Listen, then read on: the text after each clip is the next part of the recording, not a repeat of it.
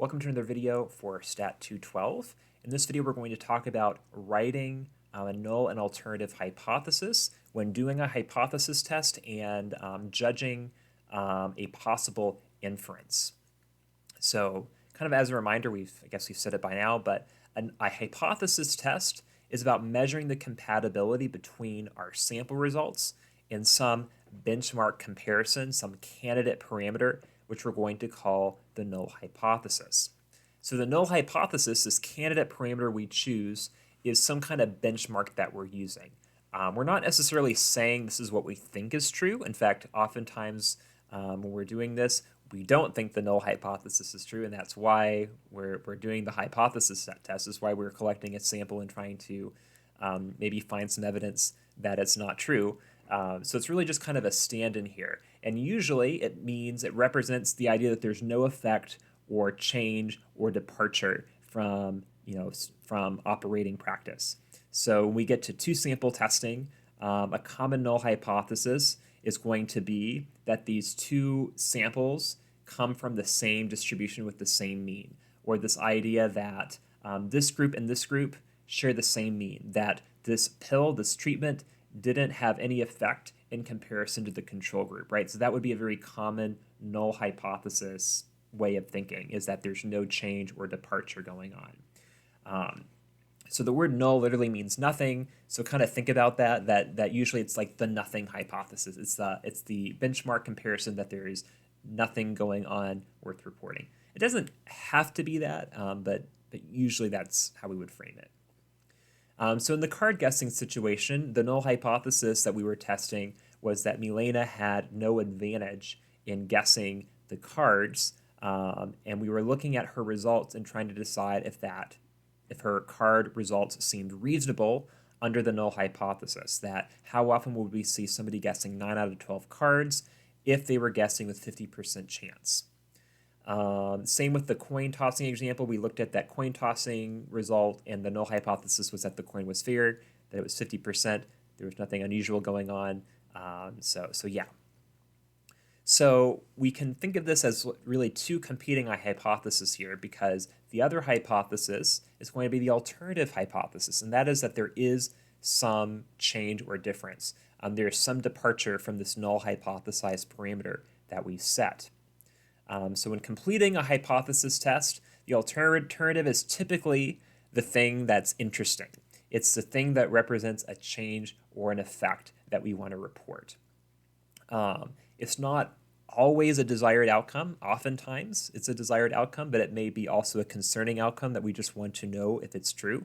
But the alternative is representing change, effect, departure, movement, whatever. All right. So when we write a null and alternative hypothesis, keep in mind that the null hypothesis is always going to have the notation that something equals something, that there is a particular candidate parameter that we are setting, that we are saying, let's assume this value is the parameter. This is our null hypothesis. The alternative is going to be that that isn't the parameter, that it is different than that it is greater than that the true parameter is less than that, or the true parameter is just not equal to that.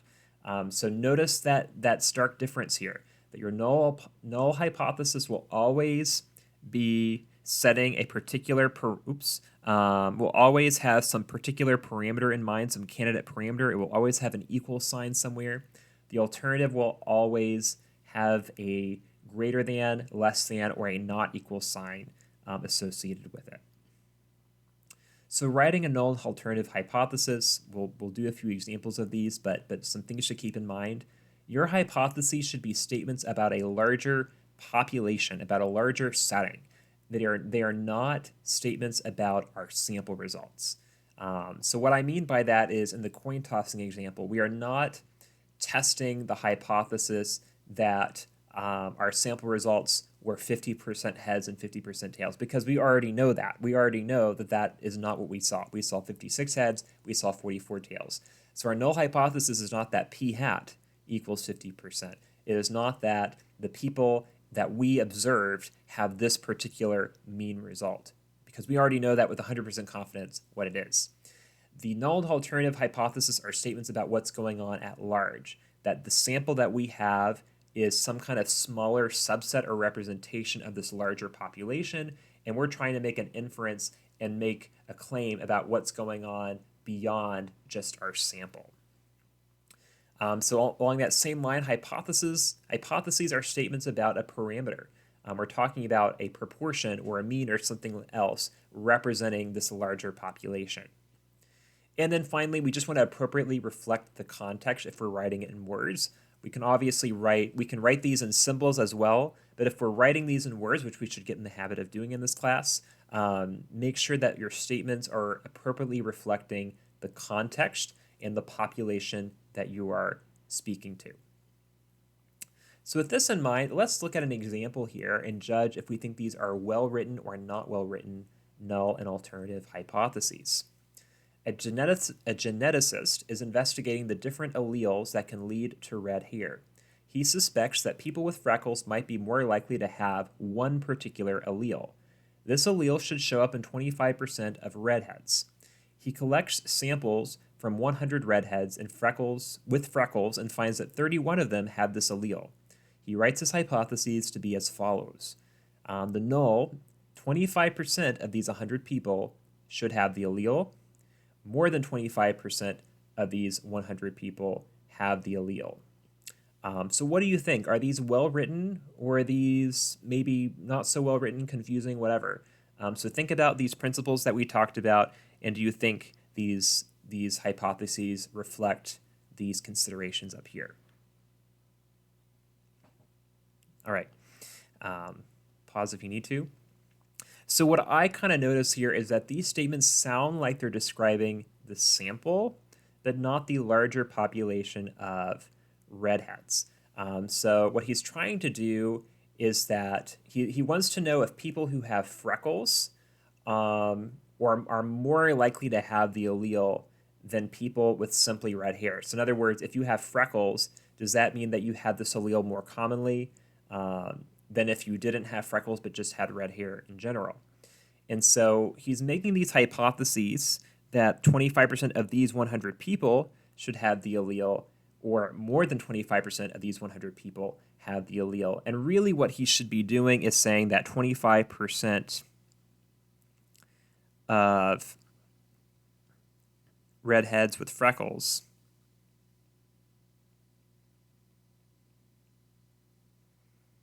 have the allele, and more than 25% of redheads with freckles have the allele. So they should not be statements just about these 100 people. They shouldn't just be statements about the sample result. We already know what we saw in the sample. We already know that 31% of the sample has the allele. So we want to know, based on what we see here, based on the 31 out of 100 that we saw, is that evidence that maybe the true proportion is higher than 25% of the population? Or is this something that we would regularly see happen, that if we sample from this population with 25%, that we would get samples of 31 out of 100 as a normal practice here? So we just kind of want to fix that and make sure that these are statements representing the population parameters, representing this larger group, not just statements about what we see in our sample. All right, so here's another question for you to maybe try on your own. In a recent election, the incumbent governor won election in the state with 55.1% of the vote. 2 years into the governor's term, campaign strategists for a possible challenger would like to know if support for the governor has changed from that margin in either direction. A poll of 500 likely voters in the state asks, in a governor's race with a similar challenger as before, would you vote for the incumbent governor? The results show 58.2% answer yes, that they would. So based on this context, what do you think the null hypothesis is, and what do you think the alternative hypothesis is that these researchers are trying to weigh here? So you should pause the video, think about it, write it out, and then I will start talking here.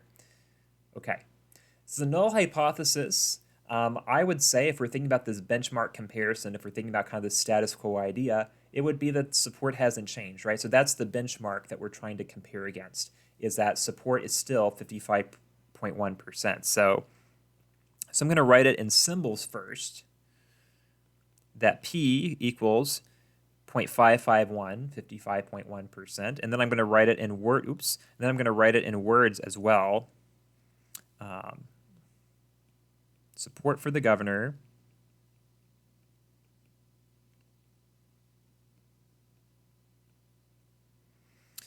in the state, I guess, is 55.1%. So again, it's not that this particular sample is 55.1%, but that the state, that the larger voting population support is 55.1%. And we're judging that against the alternative here. It's a one-sided alternative. Notice that P is greater than, or no, I'm sorry. Let me read this again. Has changed from that margin in either direction. So it looks like this is a two-sided alternative, meaning that we just want to test to see if there's evidence that it's not equal to 0.551. So I'm interested in evidence that it's on either side of how often I would get support this high or this low from 55.1%. So I'm going to do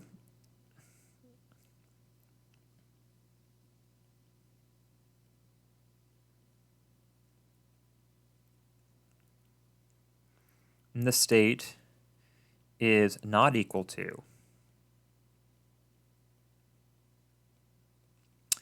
And I could certainly write more to be more specific about what we're doing. So it's intention to vote for the governor against a similar challenger. If I wanted to be really careful, I'd probably write that. But I'm just kind of simplifying a little bit as good enough for I guess what we're doing. But yeah, if we wanted to be a little bit more careful and specific, it is the percentage of state residents who intend to vote for the governor again if he was against or she was against a similar challenger. All right. So again, we have this observation of, well, hey, our sample result was 58.2%. That's obviously not 55.1%. Does that mean that we conclude the null hypothesis is wrong, since obviously the sample result is different than the null hypothesis? And as one more reminder, I keep saying this because this is super important, we expect samples to vary. We don't expect to see a sample result of 55.1%, even if that was the population parameter. So the question here that we're trying to answer with this data is this result far enough? Is it unusual enough to rule out 55.1% as a parameter?